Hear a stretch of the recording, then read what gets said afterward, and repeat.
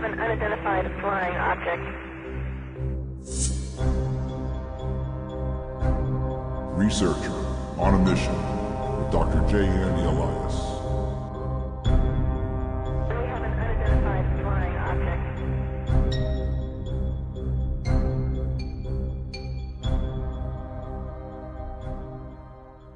Welcome back to another episode of Researcher on a Mission. That's right, ROAM Radio. I am your host, Dr. J, and as always, we have an awesome show for you today. But today is an extremely special show because we're featuring a world-renowned author, a world-renowned lecturer, a TV personality, and a hospice volunteer. And I guarantee you everybody out there listening knows this name, and it is the one and only Dannion Brinkley. Mr. Brinkley, it is an honor to have you on. Dr. J, it's an honor for me to take part and participate in what you're doing. I thank you so much because the education that we're going to provide with the listeners, as well as speaking about your upcoming lecture at the Conscious Life Expo, is always truly one of a kind, and nothing is ever a repeat with you because you're constantly helping people reach the other side. And that's what I was going to plug in first is Conscious Life Expo. That is coming up February 6th, 7th, 8th, and the Monday lectures are on the 9th. One of the keynote speakers, listeners, is, of course, Dannion Brinkley. It's Los Angeles, specifically at the LAX Hilton, and you can go to consciouslifeexpo.com for more information. And before we go on to what Mr. Brinkley is going to speak about there, what I was going to do is, if for those of you who heard of him, but I don't know the full story, we're going to go back and get the backstory before we come into the current times.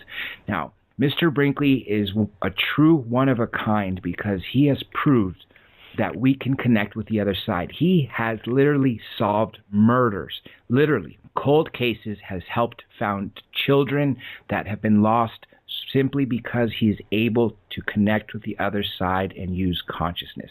Let's go back to 1975, Mr. Brinkley. Tell us what happened then at your first NDE, or short for near-death experience. Okay, Dr. J, just call me Dannion. Okay. 1975, I grew up in South Carolina, and religiously everybody goes to hell in South Carolina because of the fundamental nature of that. So I grew up a tough guy. I'm a big guy and I'm tough. I grew up not believing so much in any kind of religious context, and I was a fighter and a football player, and then I went into the Marine Corps, and then I worked for various government agencies under contract. So my life was pretty much set. September the 17th at 7:05 p.m. in 1975, I was talking on the telephone. I was struck in the head by a bolt of lightning. It followed the phone line down. It hit me just in the side of the head above my ear, and it went down my spine, and it welded the nails of the heels of my shoes to the nails in the floor. Think about, Dr. J, how much electricity had to have passed through me to weld steel to steel. It grounded me, it threw me out of my shoes, suspended me in the air, and it slammed me back down on the bed. Dead for 28 minutes. Completely paralyzed for 6 days, partially paralyzed for 7 months, 2 years to learn to walk and feed myself. In the course of that, I discovered that no one ever dies. It does not happen. And once you have what is now classically known under the context of Raymond Moody, the near-death experience, which Raymond wrote in Life After Life in 1975, the thing that most people don't know about me is that I was taken to the hospital where Raymond was a medical student. When they brought me in the hospital, it said, patient unconscious, patient not breathing, no EKG. That pretty well tells the story. But what I discovered is I lifted out of my body. I became consciously aware and heightened senses. But you have to keep in mind this, Dr. J. When I got struck by lightning, I was burning and I was on fire. The fireball in the room burnt my eyes so bad I could not see, I could not move, and it was as though I had consumed battery acid. At that point, I lifted out of my body. There was no pain. I could see, and I could move.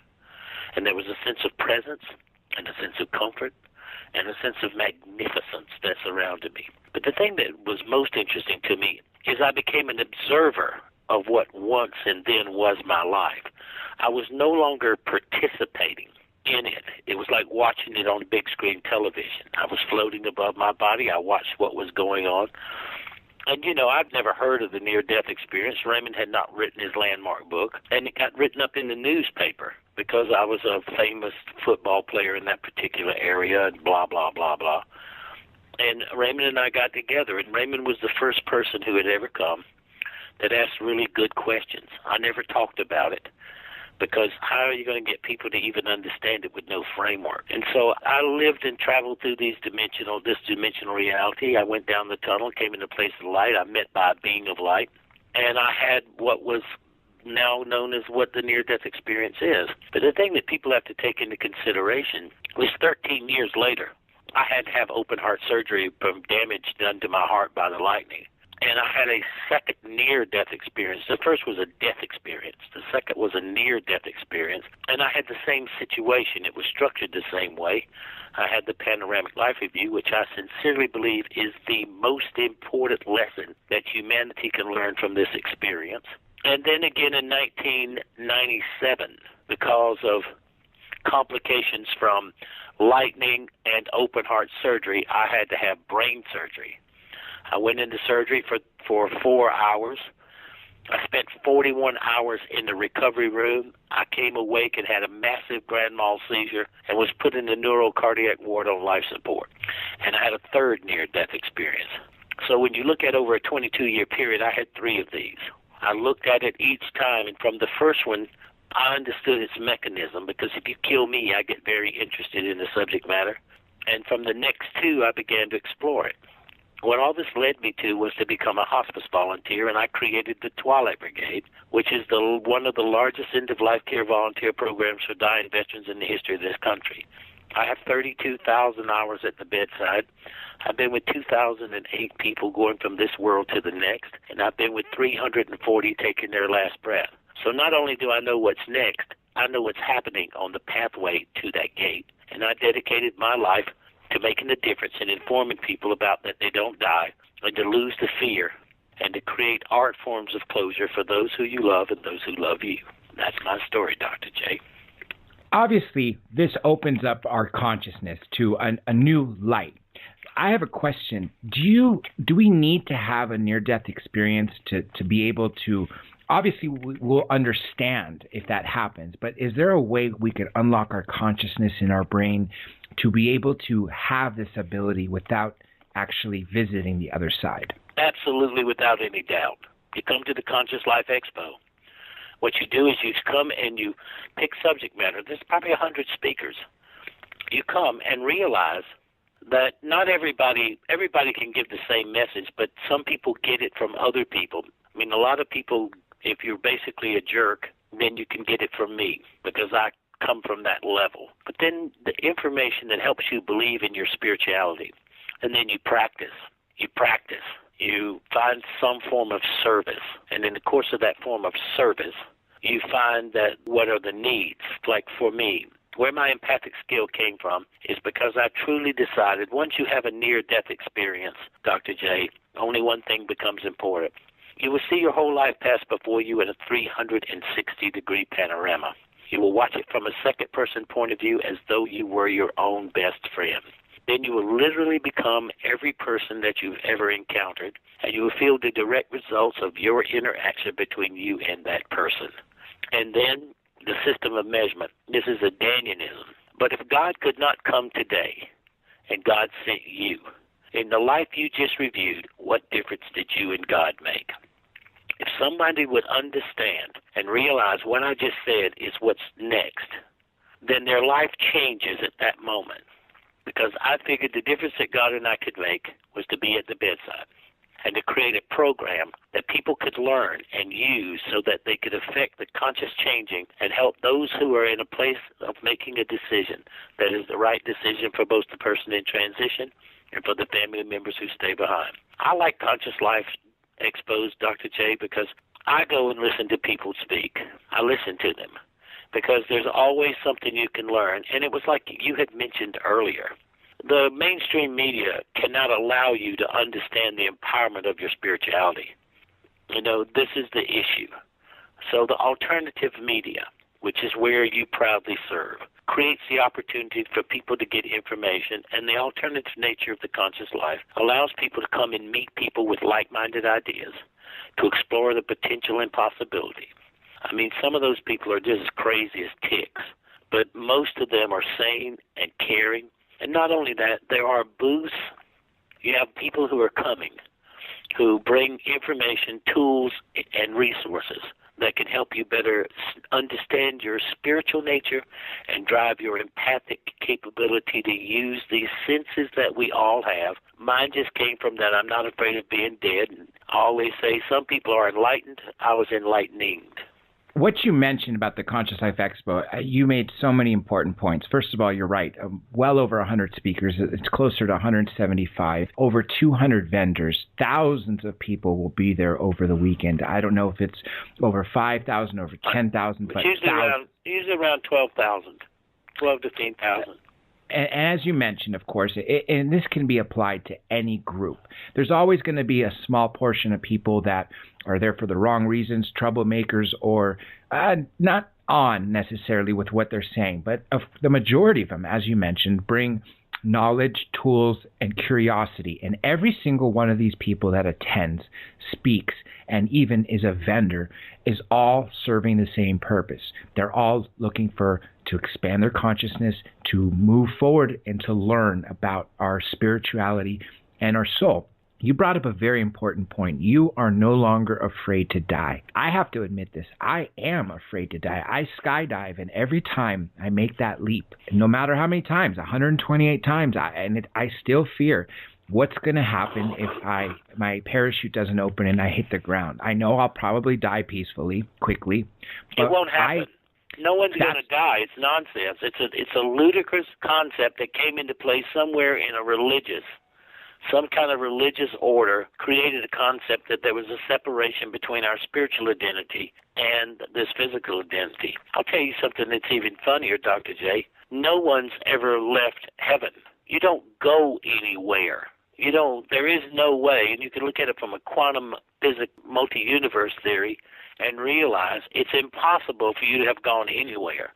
What people don't understand is that being that they normally meet at the end of the tunnel go from everything from Jesus, Allah, Krishna to Elvis, is really their higher self reconnecting with the aspect of themselves. Nobody dies. It's a complete ludicrous, naive concept that is so religiously driven based on condemnation. We're all born in sin, because some snake talked to some woman in the desert some 6,000 years ago and got her to tell her boyfriend to eat an apple so he could find out he was naked. Do you know how crazy the Adam and Eve story sounds? It's the craziest thing I ever heard. And that we buy into that, and then we let pharmacology become God. And then people don't realize that until 1928, when penicillin became mainstreamed in the part of healthcare and we bought into antibiotics, did we ever consciously apply so much fear-based reality into this thing called death? It was inevitable. It will happen. You come here leaving. The number one, Catherine and I, my wife, are writing a new book called 10 Things to Know Before You Go. When you open the book, it says, what's the number one cause of death in America and most other countries? You turn the page and it says birth. And if you're breathing, you're leaving. So if you just took a breath, this book is for you. That's the first 3 pages. We have to get past this. We are spiritual beings, great, powerful, and mighty spiritual beings. And we have dignity, we have direction and purpose. The only thing that can ever go wrong in a person's life is they allow something to affect their dignity, which is usually a religion, an institution, or a government. Then you get addled in your direction, and then you become afraid of your purpose. People live in fear of transition, which is going to happen. It's going to happen. It's part of the process of your spiritual identity manifesting through 8 systems to become a human being. And once you become a human being, you separate and appear to be divided in consciousness so that you can think and watch in dualities. And when you jump out of that plane, that's that rush of learning to fly. So you probably somewhere in this had some kind of out-of-body experience, and it's trying to recapture those moments And people who take risk to manifest, to find that place to fulfillment, that's a person that's like you, Dr. J, definitely on a spiritual journey and definitely trying to bring insight and information to people. The same thing that Robert Quicksilver's doing with the Conscious Life Expo. And I definitely have to applaud him because he does put on an amazing event, and I'm very proud to be helping him this year, not just with the radio promotions, but active promotion, because I truly believe in what he's doing. And I truly believe in what you're doing and what you've done for the people. You just proved to me the soul never dies. And that is something that I've always known, but at the same time, just as you mentioned, mainstream religion has taught us that, we're going to go to hell or heaven, make everything on earth as if there is nothing else. But you made a very important comment, and I'd love to ask you about this, that we never really go to heaven because we never leave it because we're always been there. Can you describe what happens prior to us getting this human body? And as some people, this is a dual question, some people have this belief system that we are on a physical life on earth to learn a lesson. And if we don't learn that lesson, what happens is that we come back to learn that same lesson and then continue to do so, but using the same spirit. Is that what you've sort of figured out, or are the people's off because these people have never had near-death experiences? That's karma, Dr. J. I mean, that's a concept of karma, and people forget this. You're either teaching something or learning something. We all get into this. We all come to have to learn a lesson. I don't buy into that. We're either teachers, learners, or doers. And in the course of it, I believe there might be 100 million beings, spiritual beings, that wait at that exact moment of conception or that exact moment of birth to be the one chosen to enter. I believe that we choose a plan, a destiny, our parents. We create situations before to see how well we handle those situations. And in the course of those situations, we're teachers, learners, or doers. There's a kid that starves in Africa. We see it on television and we react. Okay, and when we see it, we have our prayers or we thoughts or we take action in the physical. And that one little child never knew that it made a difference in bringing consciousness and awareness, and maybe that's all they were supposed to do. I cannot stand brutality and evil, and I grew up as a tough guy, a fighter, and a United States Marine, so I know the game. But when you look at this, and you think you always got to be learning something, they have what's called in the Hindus the bodhisattva, the person that keeps coming to teach, like the Christ consciousness and Buddha and Krishna, all these mythological legends. They come to teach things. So I believe that people can come, and this is something that's new to me, Dr. J. I never was a big reincarnation man because when I talk about the near-death experience and the process before people pass, and sometimes interacting with them after they pass, I speak with authority. I know this. 37 years as a hospice volunteer at the bedside, thousands, not tens, not dozens, but thousands of people I've interacted with. So when I speak of that, I'm emphatic and to the point. When I look at the things that I believe are possibilities and potential, like karma or like reincarnation, I have opinions of that. I believe that people can come based on that they can teach something, or they need to take a refresher course, or they need to create obstacles in their life so that they can overcome. One thing about being a great, powerful, and mighty spiritual being with dignity, direction, and purpose, you can never become a great sea captain if you only sail calm seas. So we come here to create all kinds of things that we can overcome and figure out a way to triumph or to support others in their triumph. Now, you mentioned, we talked about this a little before we came on, and this was telepathy. And I've always had the opinion that if we were able to use our full capacity of our brain, we would literally be able to connect with other sentient beings, living, non-living, and even animals. I would think that we would feel their emotions and understand what they're thinking. And you also mentioned when you went to the other side, you were watching things in a panoramic view, which some people these days will label as remote viewing. And I wanted to ask you about those two concepts. obviously you have that capability now. So can you tell us a little bit about those before I ask you personally about your experiences with them? Well, I mean, there's no question. Everything is frequency and harmonics, okay? And everything is functioning at the same time. If you look at the work of Rupert Sheldrake in the morphogenic field, which is how he discovered a field of energy, probably from taking some LSD or mescaline or something, that when he was a kid, and he discovered that, well, animals have instincts. And think of this. How many animals died in the Thailand typhoon? 200,000 people died, but how many animals? Only those that were in cages or tied up. The rest of them had left that morning and moved up into the mountains. And what was unique is you had every form of animal, foxes and chickens and both dreaded enemies and food for most of them, and they never touched each other. So their instincts told them that it was time to move. We have these kind of instincts.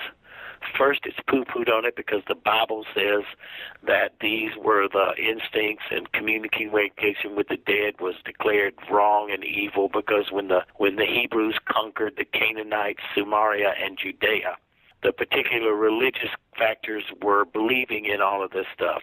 Communication among the animals and communication among plants and communication among other ethereal or interdimensional beings. In the Bible, there's two references to communication with the dead. It was considered a sin and evil, but nonetheless it occurred.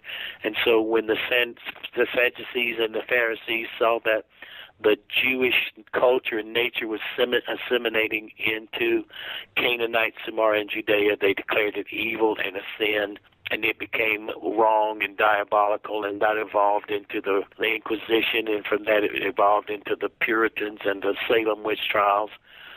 And anything that the church could do to stamp out spiritual communication, that means that they would not have control, and they set themselves up to be the direct access to God when you are yourself connected ethereally to God, and that's scientifically proven today.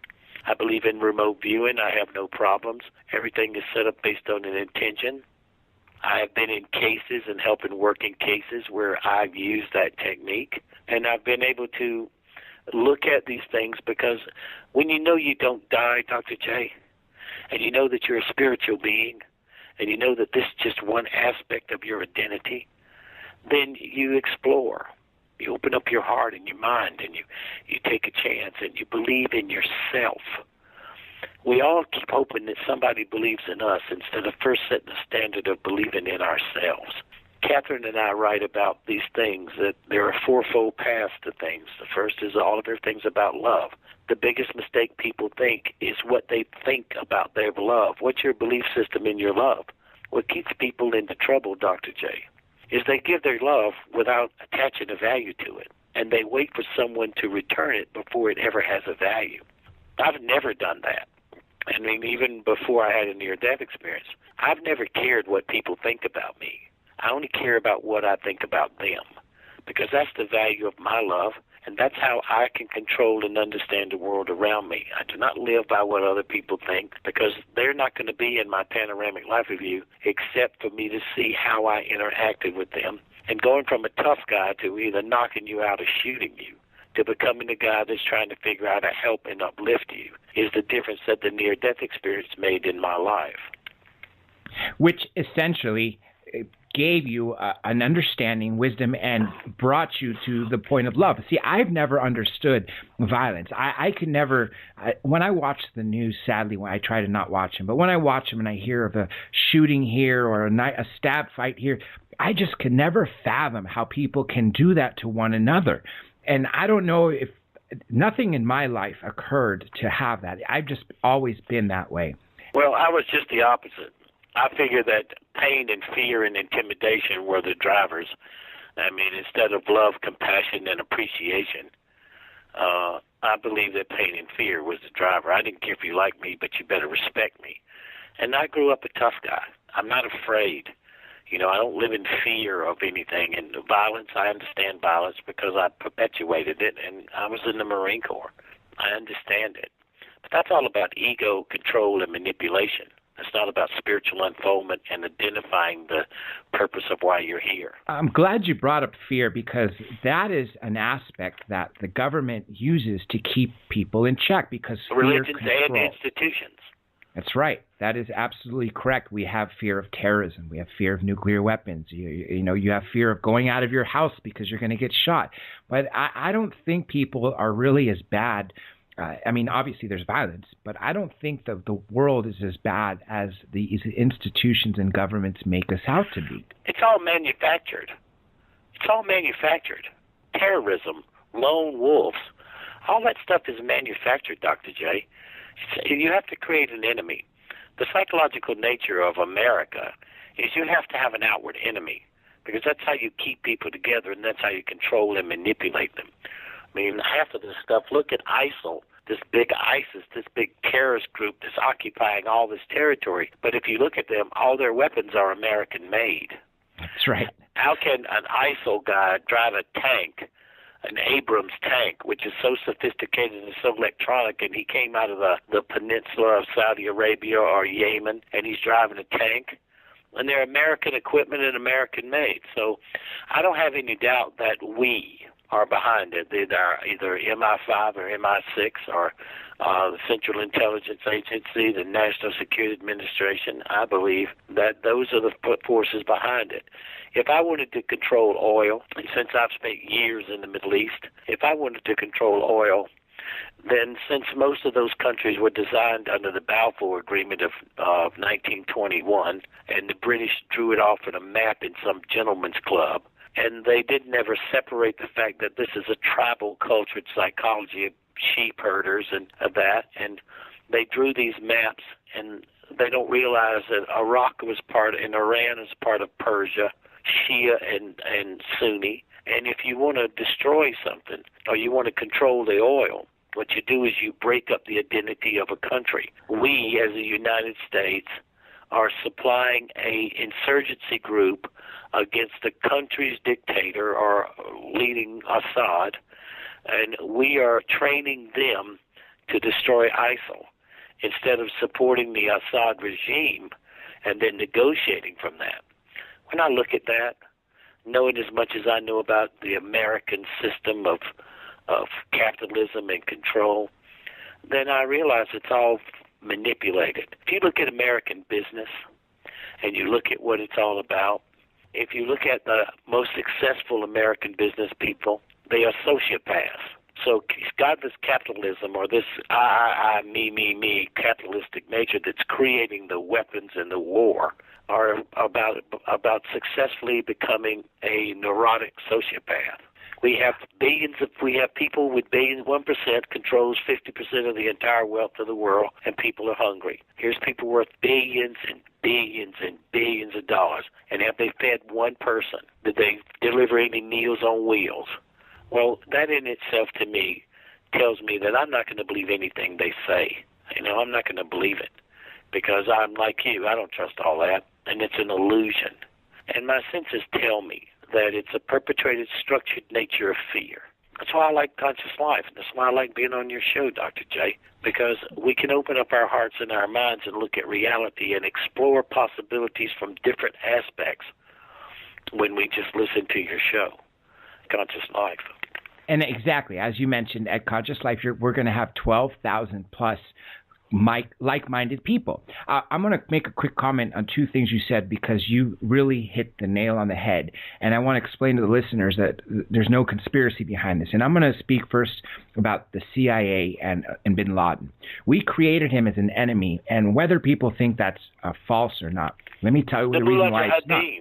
Exactly. Charlie Wilson, there's a movie about him. He speaks publicly. During the Soviet and Afghanistan war, we were funding the Mujahideen. Who was Osama bin Laden? He was with the Mujahideen. We essentially dumped him afterwards. The typical CIA, we fight him to fight our enemies. Fund someone to fight our enemies, and when it's over, sorry, we don't know you. But like you said, this was a CIA asset. And what did we do? We demonized him to create an enemy. One other point I want to make. Who even knows if it was bin Laden? Exactly. I mean, they named bin Laden within 36 minutes of 9/11, and he's in a cave somewhere in Afghanistan. And this is my personal belief. In order for 9/11 to have happened, you would have to have fooled 11 different government agencies. At least. And remember, this is the part that bothers me, is people talk about 9/11, the Twin Towers, but what about Tower 7? What about 6? And the day... 6. The day of the attack, if you were watching live television, some of the people out there who might remember this interview with the owner. And he basically, using demolition terms, said the building 7 was damaged, so we had to pull it, meaning he had to demolish it. So are you telling me in the midst of a terror attack, you had time to survey a building, place demolitions, and demolish it while people are being evacuated? It makes no sense. So like you said, at least 11 government agencies had to be fooled. Yeah, and from a guy in a cave in Afghanistan with a walkie-talkie. Whoever believes that? And it's the 28 redacted pages that connect the bin Laden family, but it connects what it's going to connect is the House of Saud, who funded the whole thing. You know, and when you look at all that stuff, Dr. J, you start to laugh, and you see so many people buy into the story. The whole 9/11 story, for me, sitting and looking at it from a spiritual point of view, it is impossible for it to have happened the way the government tells me it happened.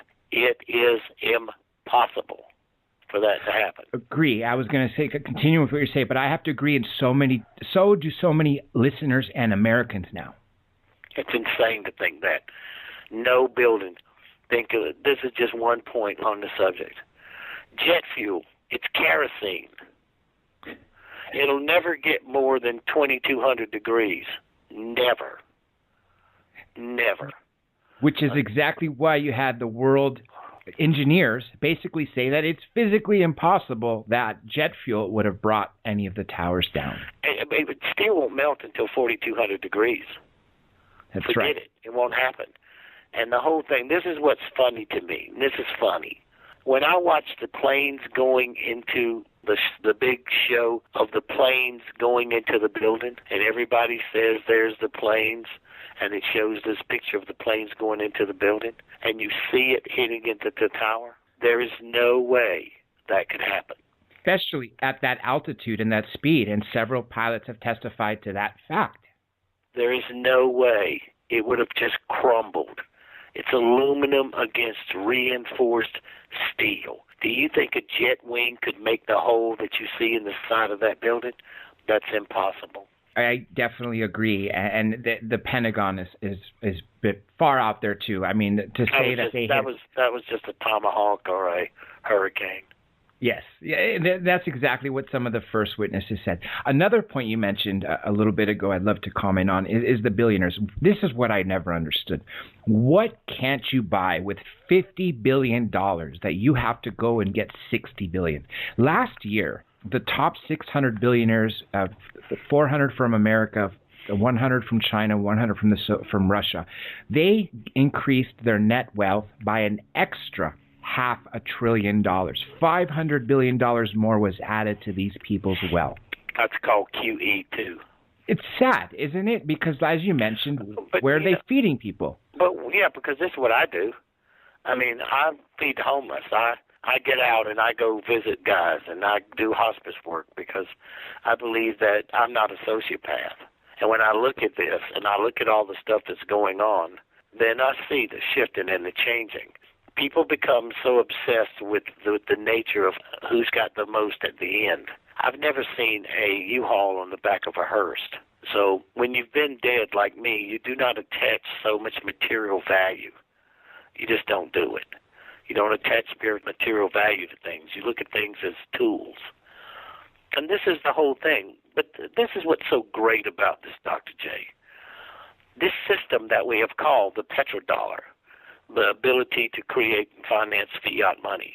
It's the Brentwood Dunwoody reserve with the dollar as the reserve currency after World War II.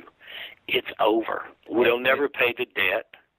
We'll come up with a commodities-based power. That's why the United States is so driven to create oil and natural gas, because based on the new currencies and the new stabilization of what's getting ready to happen this year and next year, the factor comes into play that what will occur is we would use our strength and value once this system of the dollar passes, which would brick.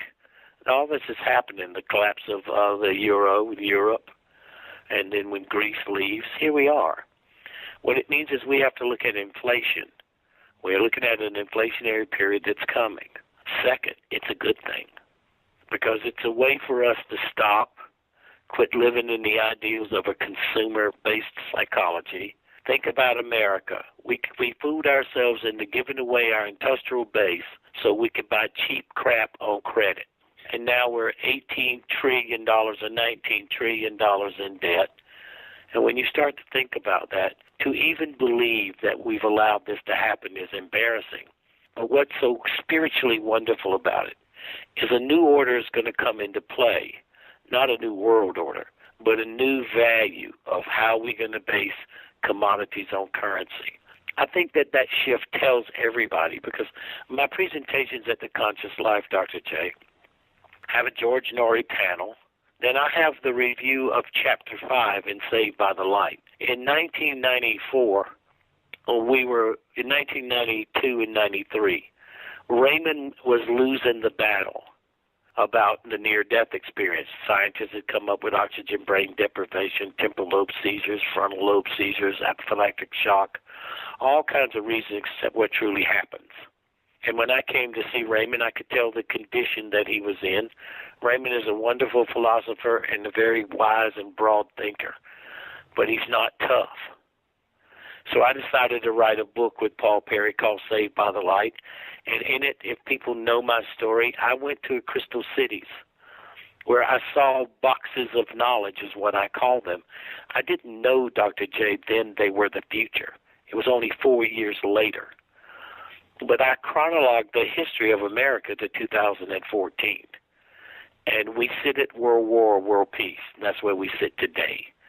And so what I'm going to lecture about and present about is go through step by step the boxes of knowledge and relate them to everyday events so that people can see where they are and they can get a grip on the reality of the next 3 years without living in a fear-based, controlled, manipulated society. And then some other information that I've gathered along the way that would be of support and help to them that they could also look at to help show the fulfillment of the boxes of knowledge. The spiritual beings that I encounter understanding the probable possibilities based on free will where we would go. And based on that, I wrote it in a book 20 years ago. And when you start to look and you look at Chapter 5 in Saved by the Light, you become remarkably aware of that we are not changing. We're holding on to a mindset. Nothing was carved in stone. But in order to change, we had to realize our spiritual identity instead of our need to amass stuff. I'm glad you brought up the Conscious Life Expo of what you're going to be speaking to, because this is a perfect segue. I wanted to spend the last quarter of this interview on what you're going to be speaking. But before, let me back up 1 second and go as if you're just showing up, as if you're about to go to your lecture and before you present. What happens when you come across new people? Are you instantly connecting with them through their minds? And do you at all times have a connection with the other side? Can you be in a group of people and see the living and the non-living? I do it all the time. I don't see a difference. I mean, I see people walking down halls in hospitals. And when I'm around a group of people, especially when the energy, what happens is when like-minded spiritual beings get together, the frequency changes, Dr. J. The frequency changes. The response and the energetic interaction between us spiritually begins to heighten. People see things and know things that with normal everyday people, because we're all around searching. We're looking and being in the presence of that place. So my senses are heightened. I mean, if you come to a lecture, you see I interact with people in the audience. I mean, at the end of the lecture, I have time for questions and answers, and it's so easy to find out if I'm capable of reading minds and communicating, because in the last part of it, of anything that I do, I open up for questions and then I help people. Because it's one thing to talk about all this. It's another thing to reinforce it. Because learning is two things. First, hearing it, and second, to be reinforced. And I want people to leave with less fear. I don't want you to be afraid of dying, but I want you not to be afraid of living. And that's the basic core nature of anything that I do. I'm not afraid of death, and I'm not afraid of pain because I have endured and lived through all of that. But even more important, I'm not afraid of living. And to be controlled and manipulated like we are, there has to be a battle cry and a rise and a cause where we can come together, support each other, laugh and make fun of each other, enjoy the information that's being shared, and to be able to present a cohesive viewpoint of our spiritual identity in an ever-changing physical world that's happening around us. The veil is thinning. So the separation between the worlds, look at this, the fact that there's been a 700% increase in exorcisms by the Catholic Church in the last 10 years. What is that telling you? I mean, you got to stop and take a look that the world, the veil that's separating the frequencies and harmonics is separating us from other dimensions and reality are thinning. Look at what's happening. So by being able to come and find your spiritual identity in a place, and any of the speakers are good. I was looking at it the other day. I see people I've known for years, and mine is about reducing fear and being able to have a conscious place to turn that I'm not woo-woo, I'm not off the wall, I'm a hospice volunteer, and I'm a 65-year-old Southerner. And I have been living in the between world for 40 years. This is what I really appreciate about you. Not only are you full of wisdom and can wake people up to what's really out there, you are truly a role model by being such a humble, loving person that is truly selfless. And really, that is the model that I wish everybody out there was able to follow. And the good thing about the expo is you have that. You have all those people there that are looking to not only follow that path, but wondering what it's going to take to get the rest of the world on that path. Well, it only takes 3% to convert it. And I believe that a factor is coming no matter what. The realization of economic collapse is going to bring us all closer together, so I embrace it. You know, I embrace this because when the show is over and the so-called collapse comes, it just means we're going to have to deal with some inflation. Okay, that's what's going to be. And this country has been through this since 1863, 1, 2, 3, 4, 5 times. This is nothing new. It happened in 1929. It happened in 1934. It happened in 1988 or 89. And so this cycle that we're living in is going to change, but it's going to be so dramatic. We have to be really careful about, and this is something I need everybody to ponder and think about. When the president is asking for War Powers Act, when he's asking to fight ISIL, it means he has to break Syria in order to take control of Iran. And so to give him the power, to come to Congress to give him the power to go to war against those people, people need to pay attention specifically to what it says in that bill that he's asking to have brought forth to give him. Because we gave it to we gave it to Kennedy, we gave it to Lyndon Johnson, we gave it to George Herbert Walker Bush, and we gave it to George W. Bush. And look at where it got us. And we're just on a repeat path. And like you said, I'm glad you brought that point up, because giving him that power, despite him speaking on the limited scope of what he's going to do, you're absolutely right. It's his end to Iran and other areas that that we wanted to get into. And all these power acts that we've given to the executive branch and supported through all these presidencies, all they have in common is destruction, death, and people starving. Control, exactly. Control of oil, control of assets. You got to remember, in the modern day world, there's 3 gods. There's 3 gods: oil, gold, and dope, whether legal or illegal. And of course, it's no conspiracy that the government has been involved in using dope to fund black operations. As a matter of fact, there's a Navy SEAL who served in Vietnam, 66 to 69, and then afterwards did 2 mercenary missions for the United States, guarding giant cargo ships full of cocaine, one from Peru and one from Colombia. But this is not news. I know you know this, and like you said, it's all about dope. I was there. Control. I know the game. I mean, I understand how it works. When they created, because of Nixon and bombing Hanoi and Nixon going into Laos and Cambodia, they created the Senate Oversight Committee on Black Ops, or Oversight Committee. So in order to fund black operations, you could only spend so much money that was in the budget, but then you had to fund these operations. So they've used drugs to create a way that they could fund these programs and keep them off the books. Hey, it's so easy. Watch, Dr. J. Think about it.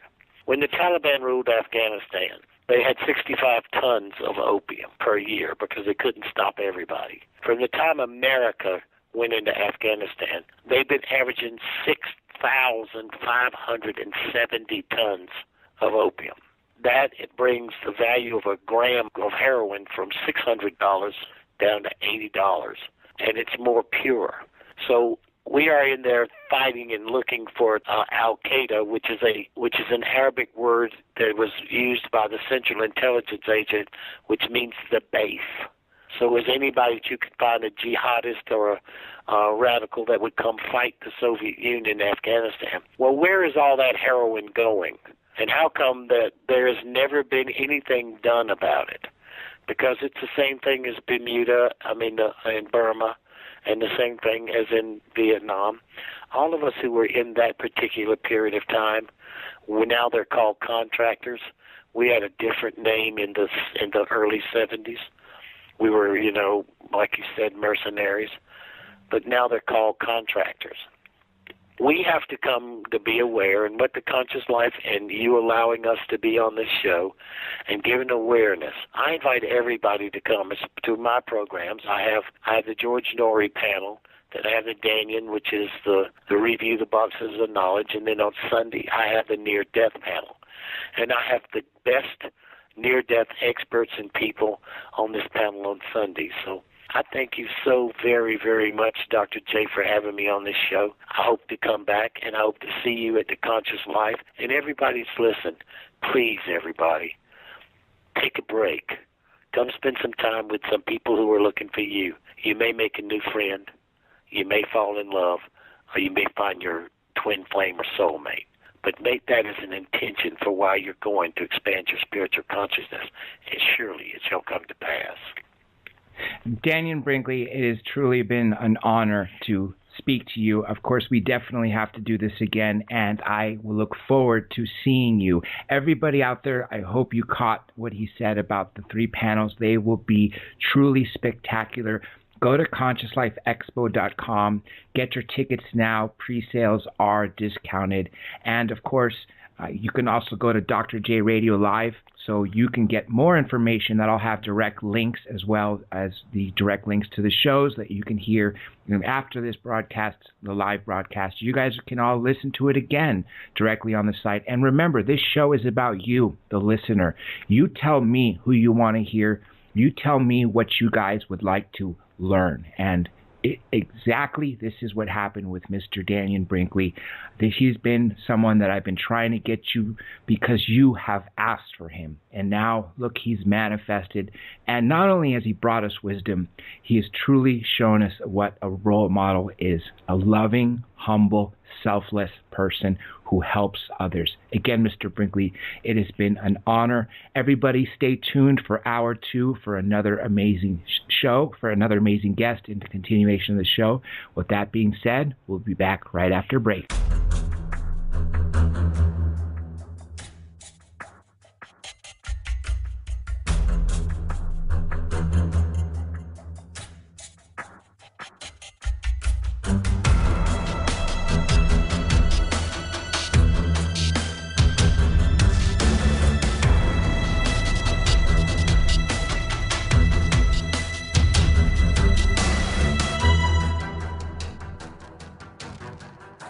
All right, welcome back to Hour 2 of Researcher on a Mission Radio, ROAM. That's right. I hope you all enjoyed Mr. Dannion, Brinkley, and now my co-host Johnny Webb is joining us for this second hour. And we are speaking to the surprise guest that I told you before we left for break. And this is Ernesto Ortiz, who wrote an amazing new book, which has just now hit all the bookshelves and as well as Amazon. And it is the Akashic Records, Sacred Exploration of Your Soul's Journey Within the Wisdom of the Collective Consciousness. And as you all heard in the recent weeks, and even this last hour, the importance of consciousness. Now, I know you're out there listening, primarily looking out for UFO shows or other stuff like that, but I'm sure you've noticed that every single one of the guests recently, ranging from the Honorable Paul Hellyer, former Defense Minister of Canada, to Dr. Stephen Greer, to even Jim Mars, to Paula Harris, Colin Andrews, and so many others, even Grant Cameron, have all picked up on the consciousness. And I've always been saying this, the scientists cannot separate the hard science from spirituality / consciousness, because consciousness is clearly the missing link. And Mr. Ortiz did an amazing job on really writing a very comprehensive book on the Akashic Records and the consciousness. And with that being said, it is a pleasure to bring Mr. Ortiz in. Ernesto Ortiz, welcome to the show. Thank you so very much. It's a real pleasure to be here with you and talk about consciousness or anything else for that matter with you and your radio listeners. So thank you so much for the opportunity. Oh, the honor's all ours. You've done an amazing job with your book. The reason why I waited a bit to have you on is so I can go through the book, and I honestly think it's a truly fascinating one, and everybody out there listening at the end of the interview will feel the same exact way and would love to get their hands on it. But before we dive into the book and ask you the main question of what are the Akashic Records, let's tell the listeners a little bit about yourself. What got you onto this path? Well, I think positive karma, really. It was never a conscious decision for me to say, I'm going to get into the exploration of the mind. I am going to get into the exploration of shamanic cultures from around the world, the exploration of consciousness and spirituality. It was really never a conscious choice. What happened is that I was fortunate enough to be born in a very well-to-do family in Mexico, and they own coffee plantations. So we spent all of our vacations at the ranch, the hacienda house. And right there, instead of gravitating to stay in the house with my cousins and learning how to play chess and how to be a proper little boy, I ran outside, kicked off my shoes, and I wanted to be with the workers. Now, with the workers, farm workers, I learned how to pick coffee, and they took me in at first, I guess, because I was the son of the landowner. But after that, they saw a genuine interest for what I was witnessing, and they took me in. So from the time I was 8, 9, 10 years old, I watched the folklore of this beautiful, delicious culture in Mexico, and it was rich in mysticism and shamanism. I didn't know at that time what name to call it. I was just simply witnessing the man and the woman, the shaman of the tribe, so to speak, doing rituals and ceremonies, cleansing ceremonies with people. They were doing it to me as well. So my family were medical doctors and dentists and bankers and that sort of thing. So I was exposed to this duality of not only culture but belief systems. And for whatever reason, I truly embraced the what I was witnessing with these people. And I remember distinctly at age 12 when the shaman of the group was doing a cleansing ceremony with an egg on this woman. And when he finished and cracked the egg, what came out was black and dark like molasses. And at that particular moment, I said to myself, that is so cool that I want to learn how to do that. Now, I didn't know what that was, but I just knew that whatever I had witnessed at that moment and for the previous 4, 5, 6 years, that I wanted to learn how to do that. So what I did with that statement, that affirmation, is I open a door or a window within my own mind, my own consciousness, for the law of attraction to start playing out in my life. And what that means is that the conditions and circumstances, the right people, start showing up in my life for me to continue following that path. And so the path of diving into the mystery, into the unknown, has been always there for me. So, that's why I said that I never really made a conscious decision. It just simply happened. And the only thing that I have said is yes to life. I have never negated life, and whatever life presented and put in front of me, as long as I could learn it, assimilate it, and utilize it in my life, I go for it. So I have had countless experiences of mind expanding situations in which I have been able to deeply connect with the mysteries of the earth, the mysteries of the universe, the mysteries of all there is at the level and capacity that I have within myself.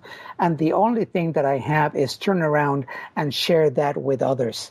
So that's what I do in my life. I want to comment on two things you said, which are very key. Just like you said, you didn't start out purposely looking for consciousness. It just it led you to that, and that is exactly the point that I was making earlier with all these UFO researchers. Grant Cameron, take him for instance, from 1975 to 2013, he was nothing but hard evidence, paper files linking White House and presidents to UFOs. And something happened where he realized the missing link to everything is consciousness. And that is exactly what I get the same path from you. You've obviously had something in your life that triggered that you realize that the path of consciousness is important, because I truly feel it is the missing link. The collective consciousness, our ability to have this collective consciousness that we can tap into and have unlimited resources and so much more. And one little other comment I want to make about what you saw with your egg. I'm Greek Orthodox, and I recall a couple times in my life where my family took me to, I guess you would say, a shaman. We use a different term in Greece, and for the Greek equivalent of a shaman / witch or whatever you'd like to call her, Right. And to remove a curse or to see if a curse is on you. They basically did the same thing with taking an egg and rubbing it, starting from the head, going down and praying, and then at the end breaking it open. And if it was dark, then you apparently had something on you, versus if it was clear. So I love that you mentioned that, because I can completely relate. Now let's dive into the all-important book, the reason why I brought you on for this interview, the Akashic Records. What are the Akashic Records? The Akashic Records are a field of infinite and unlimited potential that is within our reach. This field has been accessed by many, many mystics and psychics from all over the world. Here in the United States, we know about Edgar Cayce as being a prophet that used the Akashic Records with his psychic abilities to connect into this field and obtain information for his healing cures. We have Nostradamus, everybody has heard about him, as also is stating that he used the Akashic Records, Alice Bailey, and countless others that have used this field. So what, in a more linear way of looking at this, the Akashic Records are the progression of our soul's evolution from the time of its inception to the present moment. So in in the Bible, for example, they are mentioned as in the book of Revelations as your book of life. And it is also said that in the last days, that book will be open. Well, we are in those last days. And that's why I believe that we have a dispensation that is now that we can all have access to these Akashic records. So the Akashic records I can also say that they are, or what I call them, I should say, is the Library of Congress of the soul. And what that means is that every thought, every imprint, every action that we have in life is recorded, and it goes into this field known as Akasha. It goes into our book of life.